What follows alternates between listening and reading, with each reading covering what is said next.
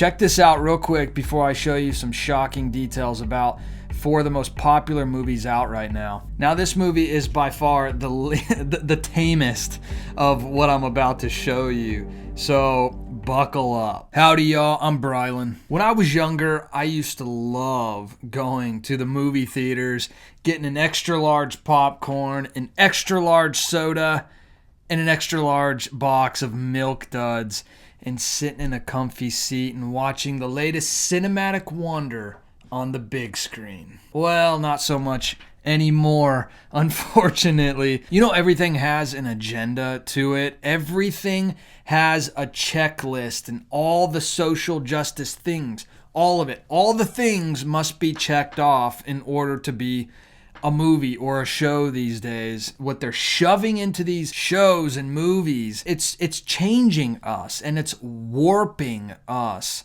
And so we have to be careful. That's why in this video, I want to look at 4 of the biggest movies out right now. The first one is A Man Called Otto, and I want to check out Knock at the Cabin, The Whale, and Avatar, The Way of Water. Hey, if you've been blessed by my content and want to support this channel, check out some of our new merch that just dropped. You can find the link in the description below. It's called Shop Our Merch. Hey, would you mind hitting that subscribe button and being a part of this community with us? I would love to hear from you on a regular basis. And if you wouldn't mind hitting that thumbs up button, you know, when you like this video, YouTube will push it out to more people, and it would really help spread this message. And I'm going to show you some very shocking elements that are in each one of these movies. Some things that you would have never known were in these movies based on just the previews and the trailers that have been released. And you know, I'm not against having fun or watching movies and shows, but I think we must be smart about it, what we're allowing to be influencing our hearts and minds. Check this out real quick before I show you some shocking details about 4 of the most popular movies out right now. In Ephesians chapter 5, verse 15 through 17, it says, "Look carefully then how you walk, not as unwise, but as wise, making the best use of the time, because the days are evil. Therefore, do not be foolish, but understand what the will of the Lord is." And there are plenty more scriptures that tell us to be smart, to be wise, to be careful of what we're allowing to influence us, because it will change us and it will start to pull us closer to the world as opposed to closer to God. So we must be careful, not because we're being pharisaical or because we can't have any fun, but because, well, it's just the smart thing to do, and it's the right thing to do before God. Now let me show you some shocking details you can expect to see in 4 of the biggest movies right now. Hey, real quick, there were parts of this video when I filmed that had footage of the movies playing in the background.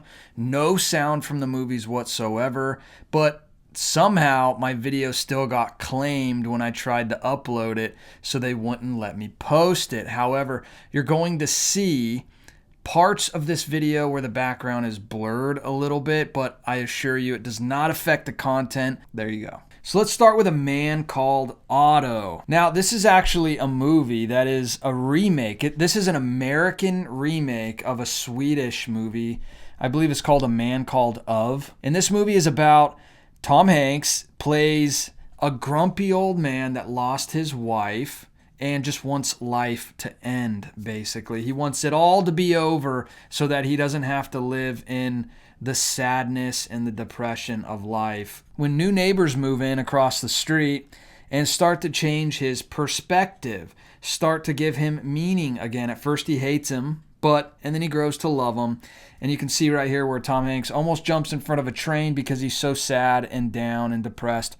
But this movie, it seems like it would have an uplifting storyline behind it. I mean, Tom Hanks is Tom Hanks. I mean, he's made some of the best movies ever. But I want to show you this site. It's called Plugged In. It's where you can get in-depth reviews that lay out exactly what's in movies. This is pretty shocking in this movie. The complete and utter indoctrination that they're trying to shove into everything. When you come down here to sexual content, this is A Man Named Otto. It says, a prominent character named Malcolm is trans. Of course, right? The American remakes of anything is just loaded with this type of SJW woke kind of stuff, and it's just permeating every part of our society, and people are just shrugging it off. So it says Malcolm's father kicks him out for identifying in that way. Otto exclaims, now check this out. You're paying money to go watch Tom Hanks say this. Otto, which is Tom Hanks' character, exclaims that anyone who disagrees with trans ideology is an idiot. Okay, you hear that? You're an idiot. I mean, I'm not calling you an idiot. Tom Hanks is.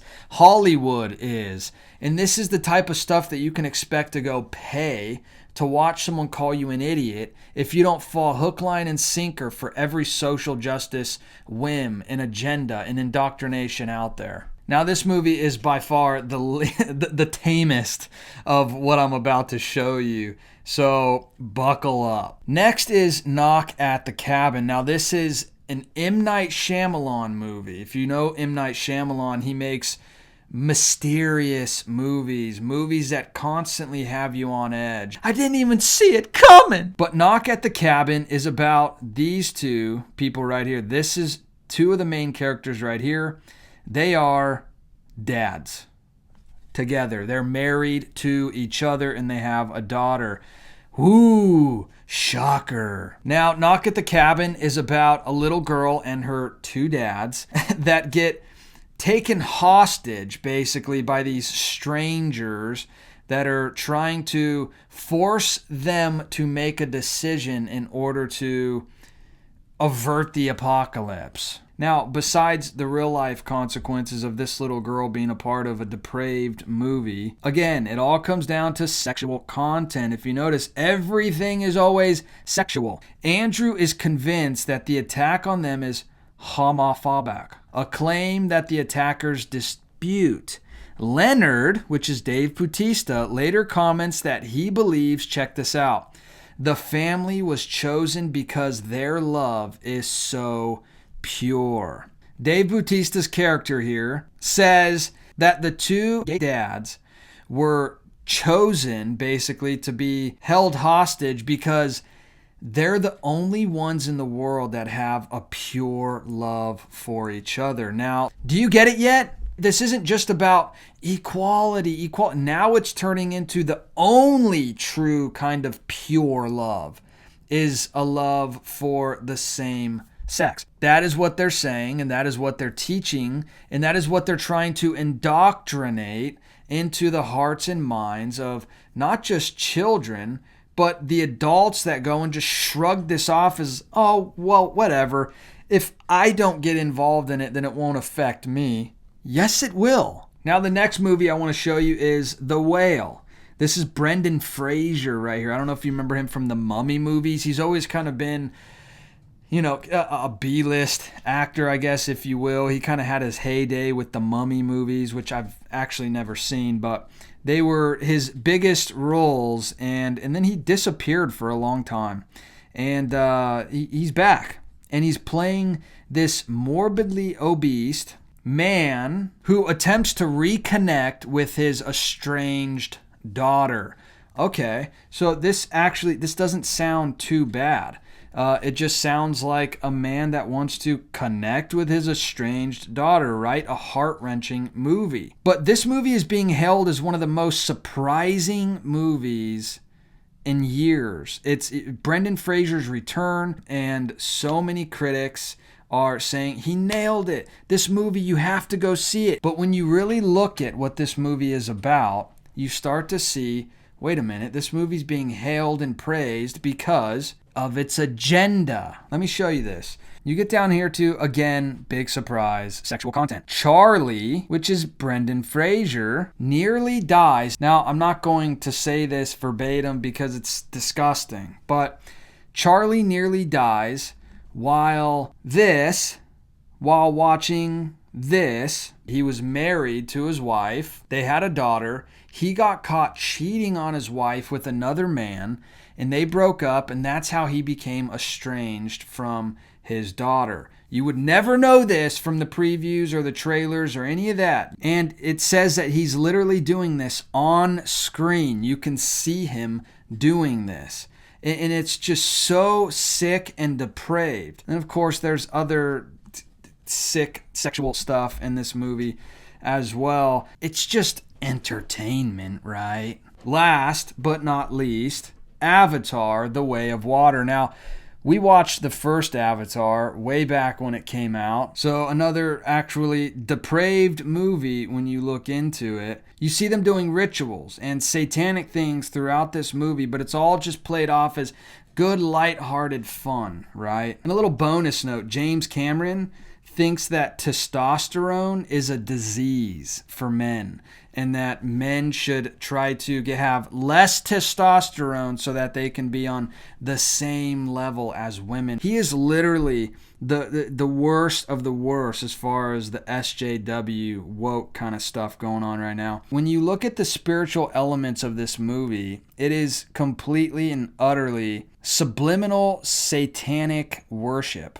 Not only do they try to imitate the divine immaculate conception, they completely mock elements of the Bible by taking truth and twisting it subtly and deceptively in order to, in a way that you don't even really realize. You go and watch a movie like this and think, oh, it's all fake. The whole movie is CGI. Like, it's not real, so it doesn't really matter. That's the furthest thing from the truth. And the only point of Avatar is climate change indoctrination. That's the only reason these movies were ever made. All these agendas are slowly trying to be pushed on you in subtle, discreet ways, but it's all done under the guise of entertainment. So when you're going and watching this, thinking it's really not that big of a deal, just keep in mind that you're watching something that is so spiritually dark and satanic, but it's cloaked in this light-hearted, no big deal type of manner. Then you're opening yourself up to be influenced by very demonic things. So that's just a little look at some of the current major movies that are out right now and that the press are hailing as the best of the best. Well, of course they are, because they all have this agenda interwoven. But hey, let me know your thoughts about all this in the comment section below. I'd love to hear from you. And if you wouldn't mind subscribing to this channel, I would love to hear from you on a regular basis. Also, hit that thumbs up button if you wouldn't mind. You know, when you like this video, YouTube will push it out to more people, and it would really help spread this message. All right, I'll see you in the next video. Bye.